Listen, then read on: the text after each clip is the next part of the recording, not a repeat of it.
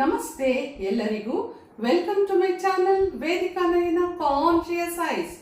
ಅಧಿಕ ಮಾಸ, ವಿಷ್ಣುವಿನ ಮಾಸ, ಪುರುಷೋತ್ತಮನ ಮಾಸ.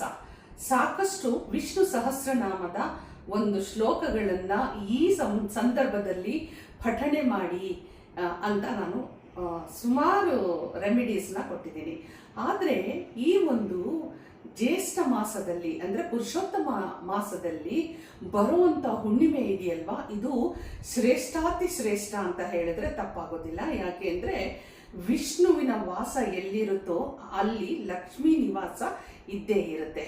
ಸೊ ಯಾರಿಗೆಲ್ಲ ತುಂಬ ಹಣದ ಸಮಸ್ಯೆ ಇದೆ, ನಮಗೆ ಎಷ್ಟೇ ಕಷ್ಟಪಟ್ಟರು ನಾವು ಹಣವನ್ನು ಸರಿಯಾದ ರೀತಿಯಲ್ಲಿ ನಾವು ಸಂಪಾದನೆ ಮಾಡೋಕ್ಕೆ ಆಗ್ತಾ ಇಲ್ಲ, ಮಾಡಿರೋ ಹಣವನ್ನು ಅಂದರೆ ಸಂಪಾದನೆ ಮಾಡಿರೋ ಹಣವನ್ನು ಸೇವ್ ಮಾಡ್ಕೊಳ್ಳೋಕ್ಕಾಗ್ತಾ ಇಲ್ಲ, ಅಥವಾ ಕೈಯಿಂದ ಯಾರಿಗಾದರೂ ಎತ್ತಿ ಹಣವನ್ನು ಕೊಟ್ಟಿದ್ರೆ ಆ ಹಣ ನಮಗೆ ವಾಪಸ್ ಬರ್ತಾ ಇಲ್ಲ, ನಾವು ಇನ್ನೆಲ್ಲೋ ಒಂದು ಕಡೆಗೆ ಏನೋ ಒಂದು ಅಭಿವೃದ್ಧಿ ಮಾಡ್ಕೊಳ್ಬೇಕು ಅಂತ ಹೇಳಿ ಲೋನಿಗೆ ನಾವು ಅಪ್ಲೈ ಮಾಡಿದರೆ ಆ ಹಣ ಕೂಡ ನಮ್ಮ ಹತ್ರ ಬರ್ತಾ ಇಲ್ಲ, ಹಾಗೆ ಈ ಥರ ಸಾಕಷ್ಟು ಇಲ್ಲ ಬರ್ತಾ ಇಲ್ಲ, ಆರ್ಥಿಕ ಪರಿಸ್ಥಿತಿಯಲ್ಲಿ ತೊಂದರೆ ಇದೆ, ಕಷ್ಟ ಇದೆ, ನಷ್ಟ ಇದೆ, ಹಾಗೆ ಎಷ್ಟೋ ಜನರಿಗೆ ಉದ್ಯೋಗ ಸರಿಯಾಗಿ ಇಲ್ಲ. ಅಂದರೆ ಉದ್ಯೋಗ ಇದ್ರೆ ತಾನೇ ನಮ್ಮಲ್ಲಿ ಹಣ ಬರುವಂಥದ್ದು, ವ್ಯಾಪಾರಗಳು ನಡೆದ್ರೆ ತಾನೇ ಹಣ ಬರುವಂಥದ್ದು. ಎಲ್ಲ ವಿಚಾರಗಳಲ್ಲೂ ನಾವು ತುಂಬ ತೊಂದರೆಯನ್ನು ಅನುಭವಿಸ್ತಾ ಇದ್ದೀವಿ ಅಂತ ಅನ್ನೋರಿಗೆ ಈ ಒಂದು ಪುರುಷೋತ್ತಮ ಮಾಸದಲ್ಲಿ ಬಂದಿರುವಂಥ ಹುಣ್ಣಿಮೆ ತುಂಬ ಶ್ರೇಷ್ಠವಾದ ಹುಣ್ಣಿಮೆ.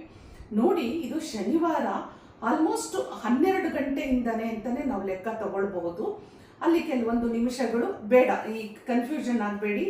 ಶನಿವಾರ ಅಂದರೆ 30ನೇ ತಾರೀಕು ಅಂದರೆ ನಾಳೆನೇ ಮಧ್ಯಾಹ್ನ 12 ಗಂಟೆಯಿಂದ ಒಳ್ಳೆ ಹುಣ್ಣಿಮೆಯ ಸಮಯ ಪ್ರಾರಂಭ ಆಗುತ್ತೆ. ಭಾನುವಾರ ಮಧ್ಯಾಹ್ನ 2:30ವರೆಗೂ ಹುಣ್ಣಿಮೆಯ ತಿಥಿ ಇರುತ್ತೆ. ಶನಿವಾರ 12 ಗಂಟೆ ಅಂದರೆ ಮಧ್ಯಾಹ್ನ 12 ಗಂಟೆಯಿಂದ ಭಾನುವಾರ ಮಧ್ಯಾಹ್ನ 2:30ವರೆಗೂ ಹುಣ್ಣಿಮೆಯ ತಿಥಿ ಇರುತ್ತೆ. ತುಂಬ ಶ್ರೇಷ್ಠವಾದ ಒಂದು ದಿನ ಅಂತಲೇ ಹೇಳಬಹುದು. ಈ ಸಮಯವನ್ನು ನೀವು ಒಂದು ಧಾರ್ಮಿಕವಾಗಿ ಆಚರಣೆಯನ್ನು ಮಾಡ್ಕೊಳ್ಳಿ. ಈ ವಿಷ್ಣು ದೇವಸ್ಥಾನಗಳಿಗೆ ನಾವು ದರ್ಶನ ಮಾಡ್ಕೊಳ್ಳುವಂಥದ್ದು, ಅಂದರೆ ಲಕ್ಷ್ಮೀ ದೇವಸ್ಥಾನಕ್ಕೆ ನಾವು ಹೋಗುವಂಥದ್ದು, ದರ್ಶನ ಮಾಡ್ಕೊಳ್ಳುವಂಥದ್ದು, ಲಕ್ಷ್ಮೀ ನಾರಸಿಂಹ ಇರ್ಬೋದು, ಲಕ್ಷ್ಮೀ ರಂಗನಾಥ, ಲಕ್ಷ್ಮೀ ಶ್ರೀನಿವಾಸ, ಹಾಗೆ ರಾಮನ ದೇವಸ್ಥಾನ, ಕೃಷ್ಣನ ದೇವಸ್ಥಾನ, ವಿಠ್ಠಲನ ದೇವಸ್ಥಾನ ಎಲ್ಲವನ್ನು ನಾವು ಇದರಲ್ಲಿ ಒಂದು ಪುಣ್ಯದ ಕೆಲಸವನ್ನು ನಾವು ಮಾಡಬೇಕಾಗತ್ತೆ. ಇದನ್ನು ನೀವು ಮಾಡ್ಕೊಳ್ಳಿ. ಏನೂ ಮಾಡಿಲ್ಲ ಅಂದ್ರೂ ಹೋಗಿ ವಿಷ್ಣುವಿನ ಒಂದು ದರ್ಶನ ಮಾಡಿಕೊಂಡು ಪ್ರಾರ್ಥನೆ ಮಾಡಿಕೊಂಡು ನಮ್ಮ ಕಷ್ಟಗಳನ್ನೆಲ್ಲ ಅವರ ಮುಂದೆ ಹೇಳ್ಕೊಂಡು ಬರಬೇಕಾಗತ್ತೆ. ಹಾಗಾದರೆ ಬನ್ನಿ, ಎಲ್ಲ ಕಷ್ಟಗಳಿಗೂ ಪರಿಹಾರ ಕೊಡುವಂಥ ಒಂದು ಸಣ್ಣ ರೆಮಿಡಿಯನ್ನು ಕೊಡ್ತಾ ಇದ್ದೀನಿ. ಆದರೆ ವರ್ಷ ಪೂರ್ತಿ ಇದು ನಿಮ್ಮನ್ನು ಕಾಪಾಡುವಂಥ ರೆಮಿಡಿಯನ್ನು ತಗೊಂಡು ಬಂದಿದ್ದೀನಿ. ಏನೂ ಇಲ್ಲ, ಇದಕ್ಕೆ ನೀವು 12 ತುಪ್ಪದ ಬತ್ತಿಗಳನ್ನು ನೀವು ಮಾಡ್ಕೋಬೇಕಾಗತ್ತೆ. ದೀಪಗಳನ್ನು ನಾನು ಹೇಳ್ತಾ ಇಲ್ಲ, ಬತ್ತಿಗಳನ್ನು ಹೇಳ್ತಾ ಇದ್ದೀನಿ. 12 ತುಪ್ಪದ ಬತ್ತಿಗಳನ್ನು ನೀವು ಮಾಡಿ ಇಟ್ಕೊಂಡಿರಿ. ನೀವು ಈ ಒಂದು ಹುಣ್ಣಿಮೆಯ ತಿಥಿ ಸಂದರ್ಭದಲ್ಲಿ ಮನೆಯಲ್ಲಿ ನೀವು ಯಾವ ರೀತಿ ಪೂಜೆಯನ್ನು ಮಾಡ್ಕೊಳ್ತೀರೋ ಅದೇ ರೀತಿಯಾದ ಒಂದು ಪೂಜೆಯನ್ನು ಮಾಡ್ಕೊಳ್ಳಿ. ಆದರೆ ಒಂದು ಒಳ್ಳೆಯ ಸಂದರ್ಭ, ಇವಾಗ ನೋಡಿ, ಶನಿವಾರ ಸಾಯಂಕಾಲ ನೀವು ಹುಣ್ಣಿಮೆಯ ತಿಥಿ ಬಹಳ ಚೆನ್ನಾಗಿ ಆರಂಭ ಆಗ್ಬಿಟ್ಟಿರುತ್ತೆ.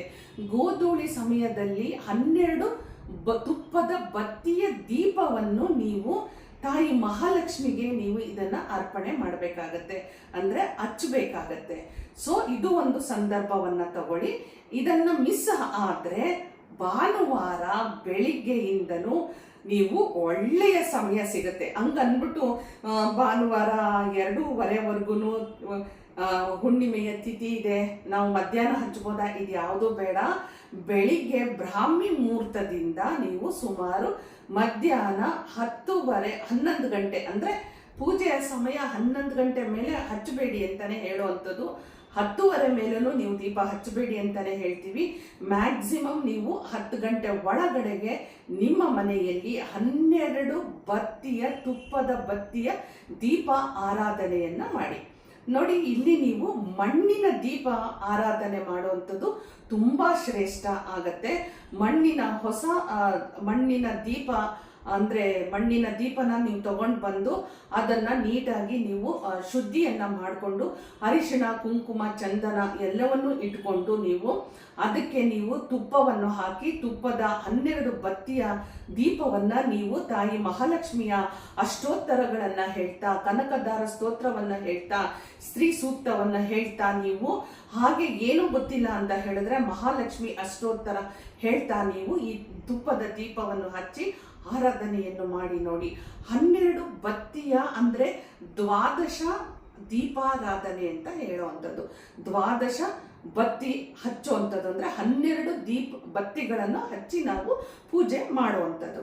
12 ಬತ್ತಿ ಏನಕ್ಕೆ ಅಂತ ಹೇಳಿದ್ರೆ, ನಮ್ದು ಏನೋ ದಟ್ಟ ದಾರಿದ್ರತನ ಇದೆ, ನಮ್ಮ ಕಷ್ಟಗಳೆಲ್ಲ ಹಾಗೆ ಉಳ್ಕೊಂಡ್ಬಿಟ್ಟಿದೆ, ಹಣಕಾಸಿನ ಸ್ಥಿತಿಯಲ್ಲಿ ನಾವು ತುಂಬಾ ಕಷ್ಟ ಪಡ್ತಾ ಇದ್ದೀವಿ ಅಂತ ಅನ್ಕೊಂಡಿರೋರು ಏನ್ ಮಾಡಬೇಕು ಅಂದ್ರೆ 12 ಅಂದ್ರೆ 1 ವರ್ಷಕ್ಕೆ ಆಗೋ ಅಷ್ಟು ನೀವು ತಾಯಿ ಮಹಾಲಕ್ಷ್ಮಿಗೆ ತುಪ್ಪದ ದೀಪದ ಬತ್ತಿಯನ್ನು ಇಂಥ ಸಂದರ್ಭದಲ್ಲಿ ಜ್ಯೇಷ್ಠ ಮಾಸದ ಅಧಿಕ ಮಾಸದ ಅತ್ಯುತ್ತಮವಾದ ಹುಣ್ಣಿಮೆಯ ದಿನದಲ್ಲಿ ನೀವು ಸಂಪೂರ್ಣವಾಗಿ ತಾಯಿ ಮಹಾಲಕ್ಷ್ಮಿಗೆ 12 ತುಪ್ಪದ ಬತ್ತಿಯ ದೀಪ ಆರಾಧನೆಯನ್ನ ಮಾಡಿದ್ದೇ ಆದಲ್ಲಿ 1 ವರ್ಷದ ತನಕ ತಾಯಿ ಮಹಾಲಕ್ಷ್ಮಿಯ ಕೃಪಾ ಕಟಾಕ್ಷ ನಮಗೆ ಇರುತ್ತೆ.